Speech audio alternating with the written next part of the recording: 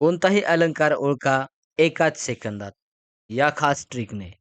नमस्कार मित्रांनो, अभ्यास ट्री या यूट्यूब चॅनलमध्ये आपल्या सर्वांचं स्वागत आहे. मित्रांनो, आपण महा टी-ई-टीची तयारी करत आहात आणि त्यामध्ये पेपर 1, पेपर 2 मध्ये मराठी व्याकरणातील हा एक अत्यंत महत्त्वाचा विषय जो की आपल्याला नेहमी हा परीक्षेत पाहायला मिळतो आणि एक गुण तरी फिक्स आपल्याला हा मिळवून देणारा हा घटक आहे तो म्हणजे अलंकार. आणि अलंकार हा ओळखता आला पाहिजे वाक्य पाहताच क्षणी. आणि म्हणून मग त्यासाठी ह्या काही खास ट्रिक आम्ही आपल्यासाठी घेऊन आलेलो आहोत. त्या ट्रिकनं आपल्याला कोणताही अलंकार एका सेकंदात ओळखता येणार आहे मित्रांनो. मित्रांनो, जाऊयात पुढे, परंतु पुढे जाण्या अगोदर मित्रांनो, जर आपण आमच्या या चॅनलवर नवीन असाल तर चॅनलला सबस्क्राईब करायला विसरू नका आणि बेल आयकॉन देखील नक्की प्रेस करा. मित्रांनो, या व्हिडिओची जर आपल्याला पी-डी-एफ हवी असेल तर आपण आमच्या टेलिग्राम चॅनलला जाऊन त्या ठिकाणी ही पी-डी-एफ आपण डाउनलोड करू शकता. जाऊयात आणि पाहूयात मग अलंकाराचे प्रकार, त्यांचे ट्रिक्स आणि त्यांची उदाहरणं. बघा, या ठिकाणी शब्दालंकार या ठिकाणी आपण पाहतोय आणि शब्दालंकाराचे प्रकार आपण पाहूयात. बघा, आता पहिला प्रकार आहे तो म्हणजे अनुप्रास अलंकार. आता याची ट्रिक जर आपण पाहिली तर एकाच अक्षराची पुन्हा पुन्हा गर्दी म्हणजेच अनुप्रासचीच आहे वर्दी. अशा प्रकारे म्हणजे एक अक्षर जर परत-परत येत असेल तर समजायचं ते अनुप्रास आहे. म्हणजे एकाच वाक्यात एकाच अक्षराची थोडक्यात पुनरावृत्ती होते. म्हणून मग ही त्याची ओळखण्याची खूण आहे. उदाहरण, काकाने काकीच्या कामाच्या कागदाचे कात्रीने कान कापले. इथे क ची पुनरावृत्ती झाली ह्या अक्षराची म्हणून हा अनुप्रास अलंकार आहे. मित्रांनो, परत एकदा ट्रिक लक्षात घ्या. एकाच अक्षराची पुन्हा पुन्हा गर्दी म्हणजेच अनुप्रासचीच आहे वर्दी. या प्रकारे आपण लक्षात ठेवायचे. एखादं अक्षर रिपीट येत असेल तर तो आहे अनुप्रास अलंकार. पुढचा आहे यमक अलंकार. बघा, शेवटी, मध्ये किंवा सुरुवातीला समान उच्चार. यमक अलंकाराचाच हाच तर आहे विचार. म्हणजे थोडक्यात शेवटी, मध्ये किंवा सुरुवातीला समान उच्चार येत असतील तर ते अलंकार आपल्याला यमक अलंकार आहे असं सांगता येईल. मग कवितेच्या चरणाच्या शेवटी किंवा ठराविक ठिकाणी सारखे उच्चार असणारे जे शब्द येत असतात त्यांना आपण अलंकार यमक अलंकार आहे असं म्हणतो. मग या ठिकाणी उदाहरण, सुसंगती सदा घडो, सुजन वाक्य कानी पडो. बघा, या ठिकाणी घडो आणि पडो यावरून आपल्याला हा यमक अलंकार आपल्याला ओळखता येतो. तिसरा अलंकार आहे श्लेष अलंकार. बघा, शब्द एकच पण अर्थ निघतात दोन. बघा, एकच शब्द आहे, अर्थ निघतात दोन. श्लेष म्हणतो मीच आहे या वाक्याचा डॉन. म्हणजे याच्यावरून आपल्या लक्षात येईल की शब्द एकच आहेत, परंतु अर्थ वेगवेगळे निघत असतात. त्यावेळेला तो श्लेष अलंकार असतो. म्हणजे एकच शब्द वाक्यात दोन वेगवेगळ्या अर्थाने वापरलेला असतो. मित्राच्या उदयाने कोणाला आनंद होत नाही. बघा, या ठिकाणी मित्र जे जे अर्थ आहेत हे तुझ्याकडे दोस्त किंवा सोबती आणि दुसरा अर्थ आहे सूर्य. म्हणजे मित्राच्या उदयाने कोणाला आनंद होत नाही. मित्र म्हणजे आपला दोस्त आणि मित्र म्हणजे सूर्य. हे दोन्हीही या ठिकाणी अर्थ लागू होतात आणि म्हणून मग शब्द एकच आहे, परंतु दोन्ही अर्थासाठी वापरलेला हा शब्द आहे. अशा वेळेला थोडक्यात श्लेष अलंकार आपण समजून घ्यायचा आहे मित्रांनो. बघा, त्यानंतर आता अर्थालंकाराचे प्रकार आपण पाहूत. उपमा अलंकार. बघा, आता आपल्याला माहिती आहे, समसमान सारखा परी जसा, हे शब्द दिसले की उपमाचाच आहे ठसा. बघा, समसमान सारखा परी जसा, हे शब्द दिसले की उपमाचाच आहे ठसा. ओळखण्याची खूण काय आहे? दोन वस्तूंमधील साम्य दाखवण्यासाठी म्हणजे सारखा, जसा, जेवी, सम, सदृश, परी, समान यासारखे शब्द येतात. आता उदाहरण आहे, आभाळागत माया तुझी आम्हावर राहू दे. म्हणजे इथं गत हे म्हणजे आभाळासारखी. म्हणून मग या ठिकाणी हा उपमा अलंकार आहे.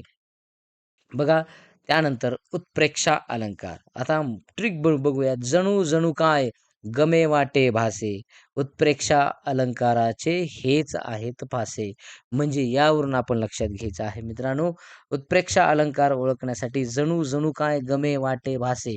आता वरी आपण पाहिलं होतं, सम, सारखे, गत या प्रकारे जर शब्द असतील तर ते थोडक्यात आपण पाहिलेला आहे तो उपमा अलंकार आहे. आणि जणू जणू काय, गमे, वाटे असं जर असेल तर तो उत्प्रेक्षा अलंकार आहे. म्हणजे उपमे हे जणू उपमानच आहे अशी कल्पना केलेली असते. म्हणून मग जणू, वाटे, भासे, गमे की शब्द हे येत असतात. हा आंबा जणू साखरच. बघा, इथं हे आंबा इतका गोड की जणू ती साखरच आहे. या प्रकारे आपल्याला सांगता येईल.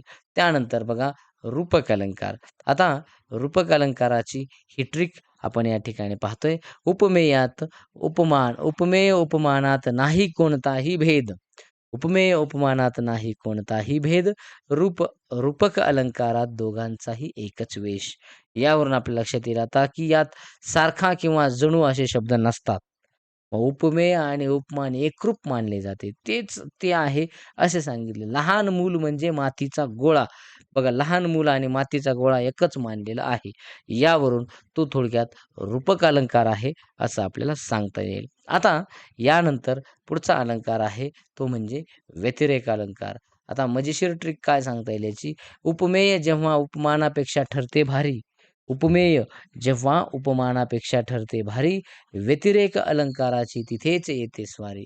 बघा, उपमेय जेव्हा उपमानापेक्षा भारी ठरते, व्यतिरेक अलंकाराची तिथेच येते स्वारी. मग ओळखण्याची खूण, मूळ वस्तू ही तुलना करायच्या म्हणजे उपमेय हे थोडक्यात उपमानाशी जी तुलना करते त्यापेक्षा उपमेय हे उपमानापेक्षाही श्रेष्ठ दाखवलं जातं, हे लक्षात ठेवायचं आहे. म्हणून मग जी वस्तू, मूळ वस्तू जी आहे, तिची तुलना करणं तुलना करायच्या वस्तूपेक्षाही थोडक्यात ती जास्त असते. म्हणजे अमृताहुनी गोड नाम तुझे देवा, म्हणजे देवाचे नाव हे अमृतापेक्षाही श्रेष्ठ दाखवलेले आहे, असं हे आपल्याला या ठिकाणी सांगता येईल. आता अतिशयोक्ती अलंकार यामध्ये आपल्याला सांगता येईल, राईचा पर्वत आणि फुगवून सांगितलेली गोष्ट. बघा, राईचा पर्वत आणि फुगवून सांगितलेली गोष्ट अतिशयोक्तीचीच आहे ही पोस्ट, असं आपल्याला सांगता येईल. मग ओळखण्याची खूण, कोणतीही कल्पना आहे त्यापेक्षा खूप फुगवून अशक्य कोटीत सांगितलेली असते. ती रडली समुद्राच्या समुद्र. म्हणजे बघा, एवढी समुद्र एवढं कोण रडत नसतं, परंतु ते समुद्रापेक्षाही जास्त म्हणजे भरपूर रडलेले आहे, असं सांगितलेलं आहे. म्हणजे अतिशयोक्ती अलंकार हे थोडक्यात फुगवून सांगितलेली गोष्ट असते मित्रांनो. आता त्यानंतर पुढचा अलंकार आहे चेतना गुणोक्ती गुणोक्ती अलंकार. बघा, या ठिकाणी मजेशीर ट्रिक आहे. निर्जीव वस्तूंना सजीव करून जेव्हा नाचवले, चेतन गुणोक्तीने सर्वांना हसवले.